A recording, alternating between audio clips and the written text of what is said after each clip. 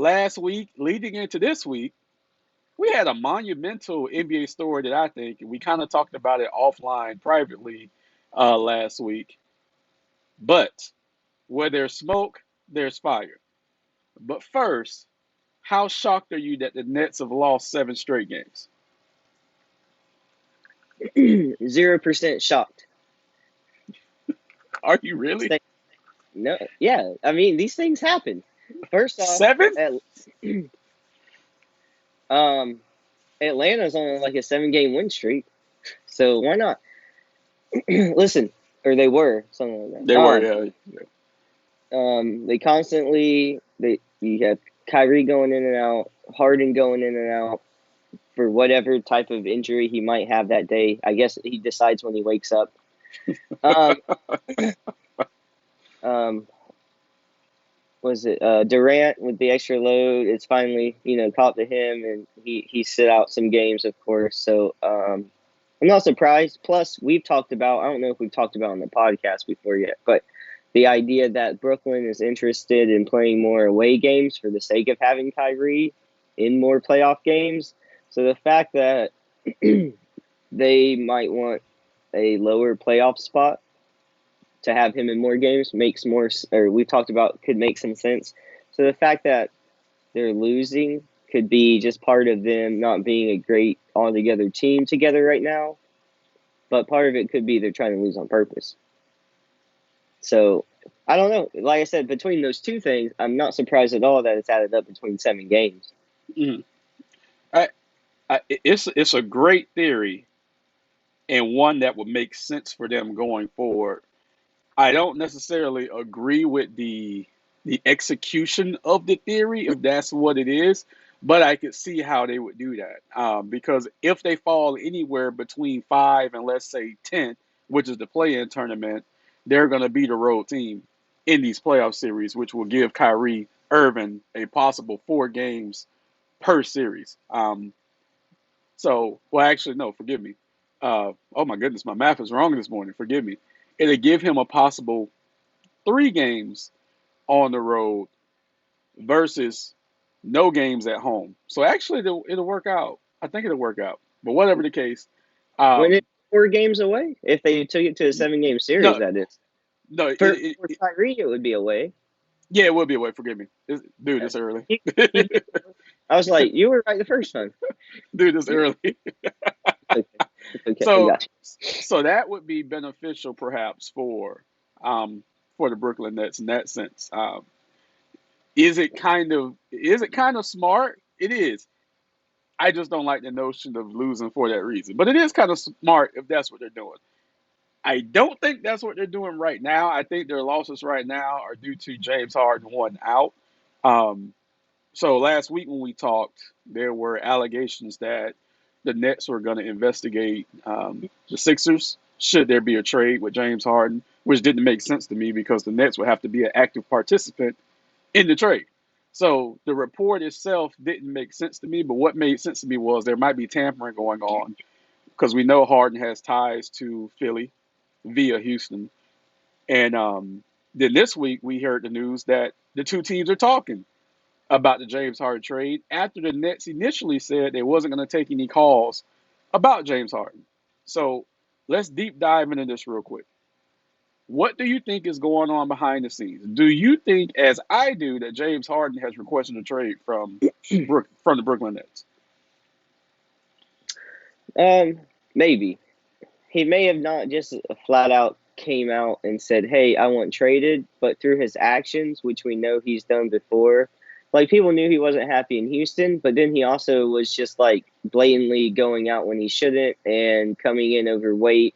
Like he kind of tells you to your face, he tells everybody how he feels through his actions, and I feel some of that is happening now. Even if he hasn't flat out asked Brooklyn for a trade, if you watch enough media coverage around the NBA, a lot of these other guys, they talk about this, saying, you can tell like James Harden isn't happy there, and it might be because of Kyrie.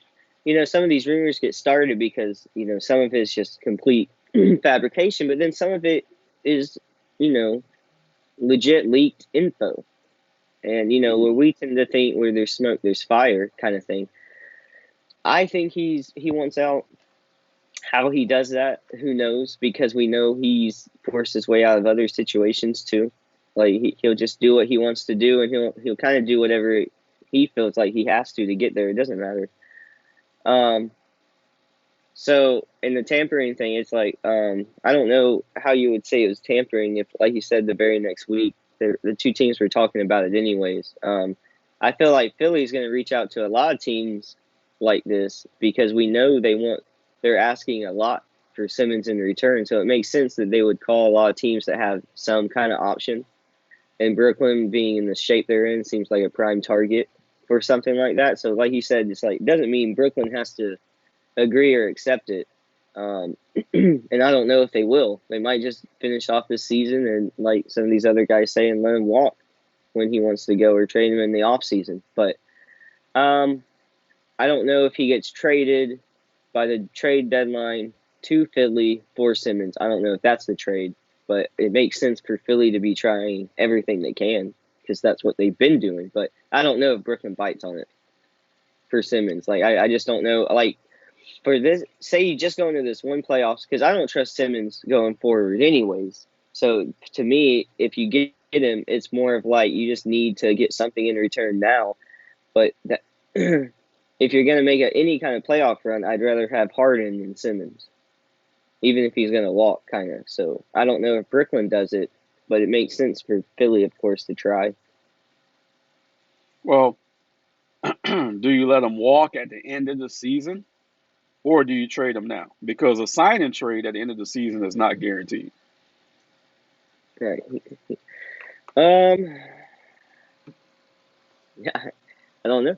It's I tough. don't know what to do. I mean, yeah, because it's also like James Harden, like who might, especially with what he's been doing this year, like who really wants him besides something that might give you Simmons in return? Like I don't know. It's a tough situation for both teams. I'm sure that's why they're talking at all. But if I'm Brooklyn, like, I really don't know what I do because this whole experiment is imploding on itself.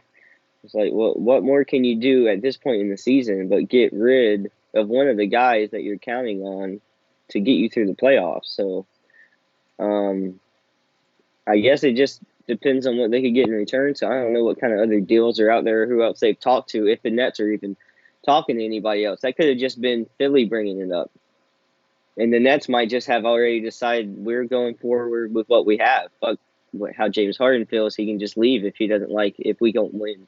You know, who knows what their true thinking is? Just because James Harden isn't exactly happy doesn't mean that Brooklyn's going to get rid of him. I don't know. Well, as a franchise, as people who runs a franchise, you have a responsibility to put the best product on the court. So if you have a player that's disgruntled, so let me go back a little bit. Let's go back to Ben Simmons, for example. He had absolutely no leverage in the decision making of the front office. This was the first year of his 4 year deal. He had no leverage. He asked to be traded. Sixers said absolutely not right now because he has no power.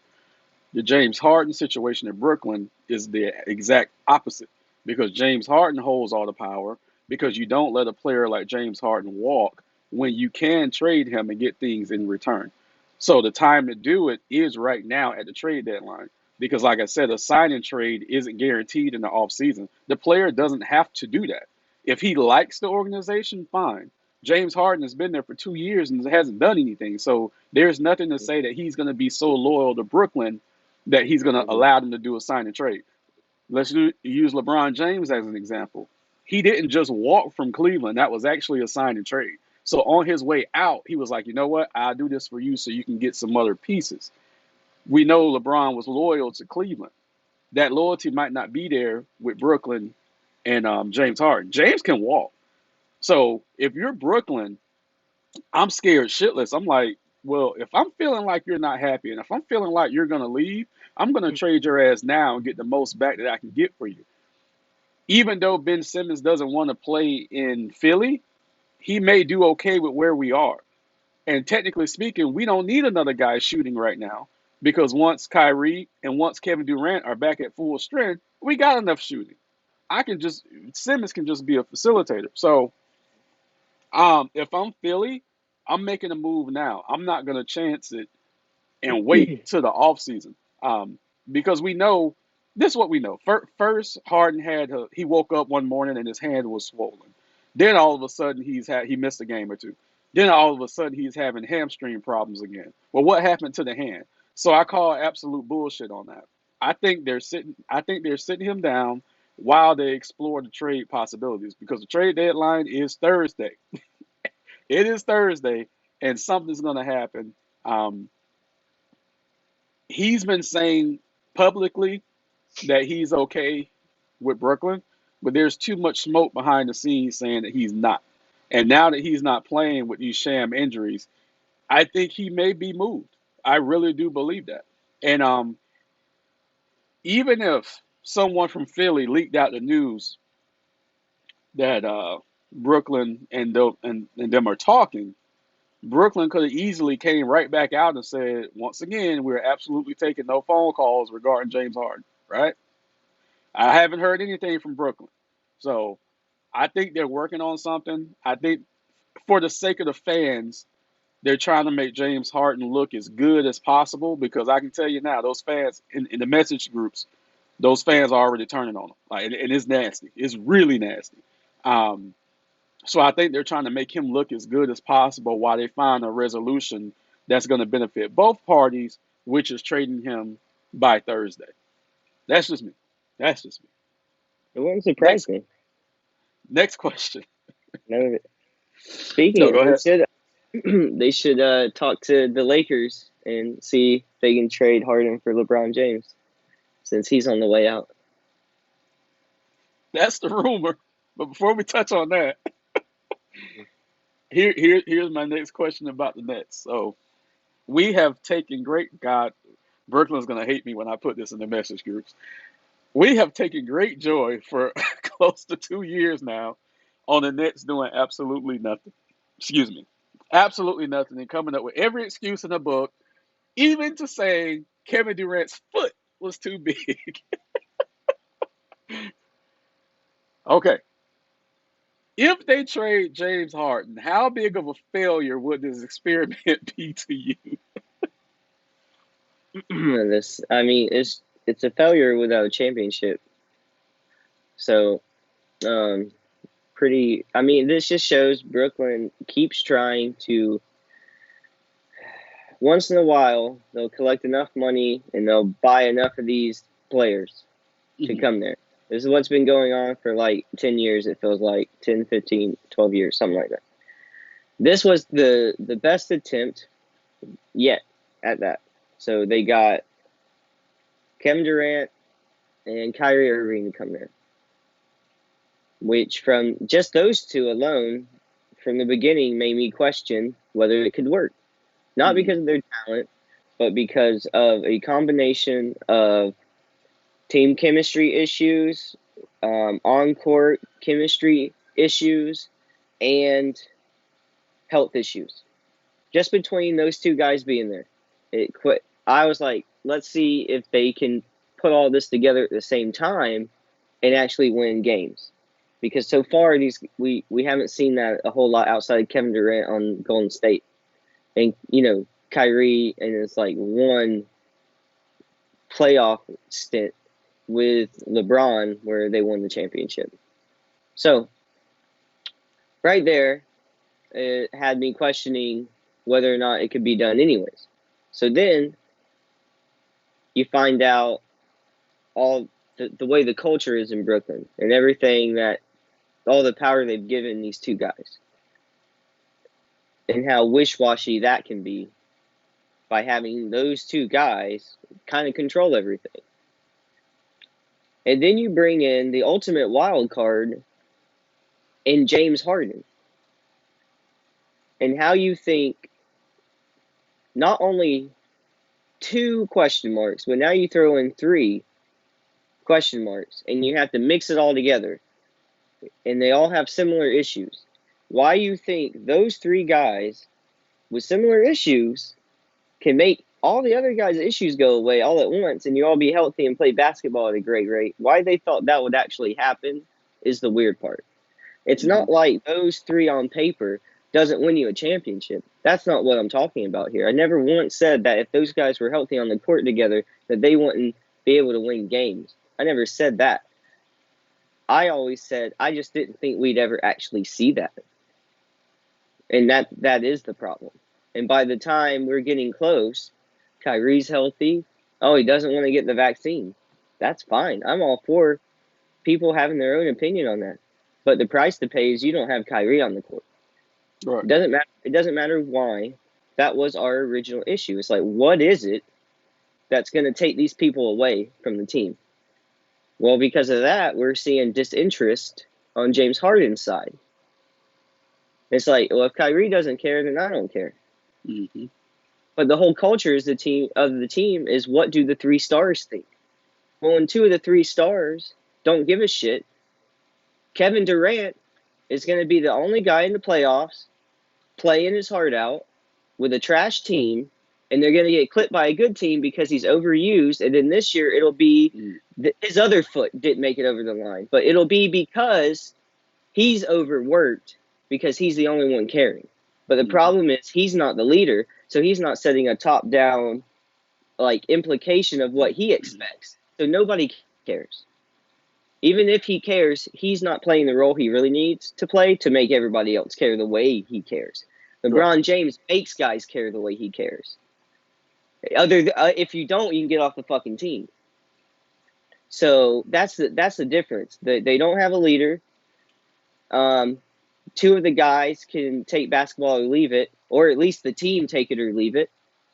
So, like I said from the beginning, you brought in two guys who we thought had issues, and then you add a third one. And why anybody thought that would actually lead to a championship is beyond me. Because yes, the talent's there, but they're never on the court, or at least not at the same time. And if they are, they all don't care at the same time. So there's too many things working against you all the time. So no, I'm not surprised. I don't think they're going to win a championship. I'll be surprised if two of the guys are left when all of this is said and done. They'll probably just go forward with one of them.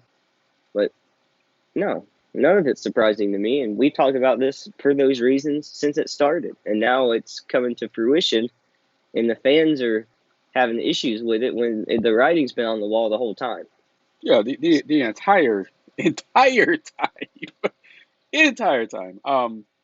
It was a poorly constructed team to begin with, and I'm talking about the others now. From their roster from 1 to 15, after those three men, you have absolute and utter trash on that team. Um, so the roster was built badly.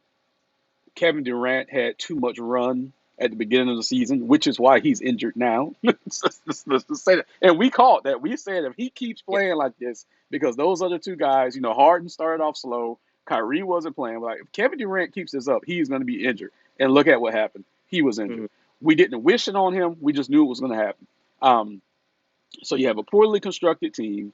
You have Kevin Durant. He's one of those lead by example types on the court, but he's not a vocal, demonstrative leader, like you said, like LeBron James can be.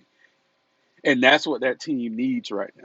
But they're distracted because, like you said, the culture of that team is just so abnormal.